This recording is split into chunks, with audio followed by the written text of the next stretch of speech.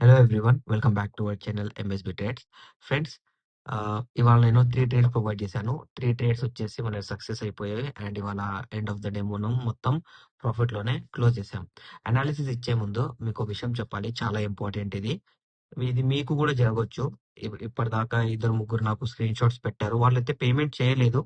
But payment చేయమని MSB trades పెట్టుకొని, నా లోగో పెట్టుకొని, వేరే మొబైల్ నంబర్స్‌తో మీకు ఎవరైనా అప్రోచ్ అయితే ప్లీజ్, దే ఆర్ ఫేక్. మీరు వాళ్ళని రిప్లై ఇవ్వకండి. అలాంటి వాళ్ళు వస్తే ఆహ్, వాళ్ళని మీరు బ్లాక్ చేసేయండి. రిప్లై ఇవ్వకండి.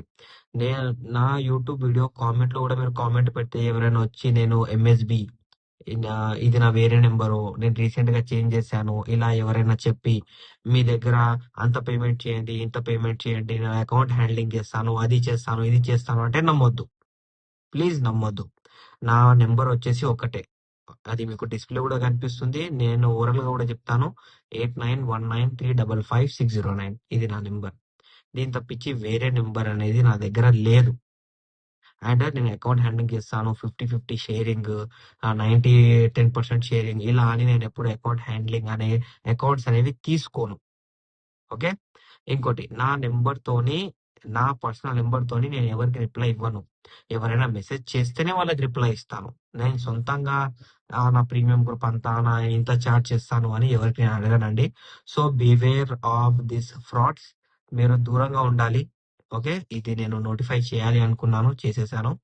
సో ఇవాళ నేను 3 ట్రేడ్స్ ప్రొవైడ్ చేశాను. 3 ట్రేడ్స్ లో మనకు ప్రాఫిట్ బుకింగ్ అయింది. ఫస్ట్ ట్రేడ్ వచ్చేసి Sensex all target achieve call side. Second trade వచ్చేసి కూడా Sensex all target achieve call side. Third trade వచ్చేసి మన bank Nifty first and second target achieve. Third and fourth target కూడా అచీవ్ అయింది. కానీ నేను ప్రీమియం గ్రూప్ లో నా పర్సనల్ గ్రూప్ లో అప్డేట్ చేశాను, కానీ మన టెలిగ్రామ్ ఛానల్లో అప్డేట్ చేయలేదు. సో సెన్సెక్స్ లో 2 ట్రేడ్లు స్టార్టింగ్ కదా, అవి ఎందుకు ఇచ్చాను అంటే మీరు ఎప్పుడైనా గుర్తు పెట్టుకోవాలి మార్కెట్ లో. నేను ఆల్రెడీ అది సీజన్ 1 సీజన్ 2 పీడిఎఫ్ లో నేర్పించాను. ఏం నేర్పించాను? Indirect break down level act as a direct breakout level. The indirect breakout level act as direct break down level. So ఆ ఇండైరెక్ట్ బ్రేక్ డౌన్ లెవెల్ ఎంత దూరం ఉన్నా కానివ్వండి, అది మనకు as a direct breakout level లాగానే వర్కౌట్ అవుతుంది. అది ఎంత మీదికి వెళ్ళినా, అక్కడ ఒక ఇండైరెక్ట్ వచ్చేసింది అంటే ఇండైరెక్ట్ బ్రేక్ డౌన్ లెవెల్ ఎక్కడికి వెళ్ళినా indirect break down level act as direct breakout level. So ఇక్కడ ఓకే. ఈ రీజన్ ఉంది ఇక సెన్సెక్స్ లో ట్రేడ్ ఇవ్వడానికి. బ్యాంక్ నిఫ్టీ కూడా ట్రేడ్ అందుకే ఇచ్చాను నేను. ఎందుకంటే ఇక్కడ ఇండైరెక్ట్ బ్రేక్ డౌన్ ఉంది, ఇక్కడ డైరెక్ట్ బ్రేక్అవుట్ ఉంది. డైరెక్ట్ బ్రేక్అవుట్ లెవెల్ గురించి ఇక్కడ నేను మాట్లాడాను. ఇక్కడ చూడండి మీరు. డైరెక్ట్ బ్రేక్అవుట్ లెవెల్ బ్రేక్ అయితే ఇండైరెక్ట్ అవుతుంది. Indirect breakout level green candle తో బ్రేక్ చేస్తే అది యాజ్ ఏ బ్రేక్అవుట్ లాగా వర్కౌట్ అవుతుంది. సో ఇవాళ బ్యాంక్ నిఫ్టీలో అలాగే జరిగింది. ఇక్కడ మీరు చూసుకున్నట్టయితే బ్రేక్అవుట్ లెవెల్ ఇక్కడ బ్రేక్ అయింది రెడ్ క్యాండిల్ తో, కనిపించిందా? దాని తర్వాత మళ్ళీ ఇక్కడ గ్రీన్ క్యాండిల్ తో బ్రేక్ అయింది కాబట్టి ఇక్కడ మీదికి వెళ్ళి ఇక్కడ రీటెస్ట్ అయ్యి ఇక్కడ రివర్సల్ అయింది. కనిపించిందా బ్యాంక్ నిఫ్టీ? చూడండి. రెడ్ క్యాండిల్ తో బ్రేక్ అయింది. ఇక్కడ నేను ఆల్రెడీ చూపించాను. రెడ్ క్యాండిల్ ఉంది కదా, దాంతో బ్రేక్ అయింది. మళ్ళీ గ్రీన్ క్యాండిల్ తో ఇక్కడ బ్రేక్ అయింది. కనిపించిందా? ఇక్కడ చూడండి, గ్రీన్ క్యాండిల్ తో బ్రేక్ అయింది. దాని తర్వాత రీటెస్ట్ రివర్సల్. సో మన ఫస్ట్ పీడిఎఫ్ లో first and second season the 1 PDF. దీని లోపల మీకు indirect breakout, direct breakout levels ఇక్కడ కనిపిస్తాయి. And indecision candles, breakouts and direct breakouts, direct break down levels కూడా కనిపిస్తాయి.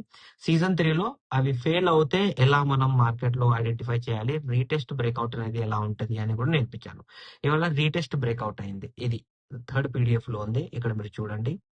మార్కెట్ లో ఏమైంది అంటే already indirect break down level act as breakout level కదా, ఆ బ్రేక్అవుట్ లెవెల్ దగ్గర మార్కెట్ ఇక్కడ వచ్చేసిన తర్వాత టుడేస్ ఇంట్రాడే బ్రేక్అవుట్ లో ఒక లో పాయింట్ లో బ్రేక్అవుట్ ఇచ్చి మళ్ళీ రీటెస్ట్ బ్రేక్అవుట్ ఇచ్చింది.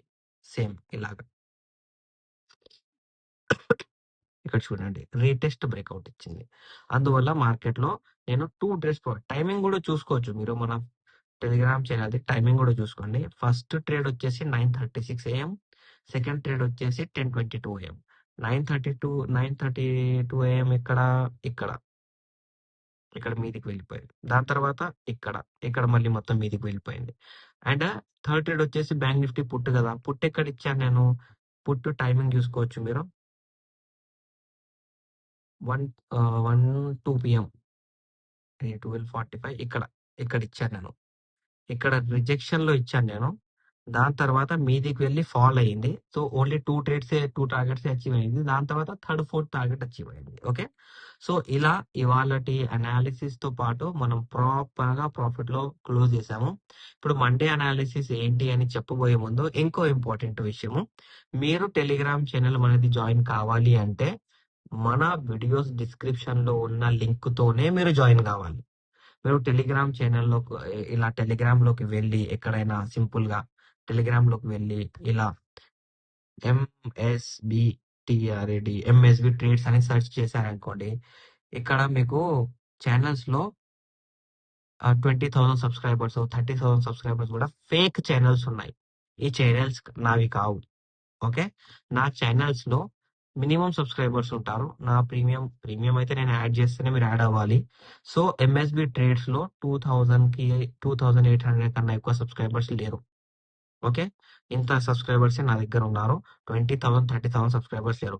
మన యూట్యూబ్ ఛానల్లోనే 1,500 సబ్స్క్రైబర్స్ లేరండి.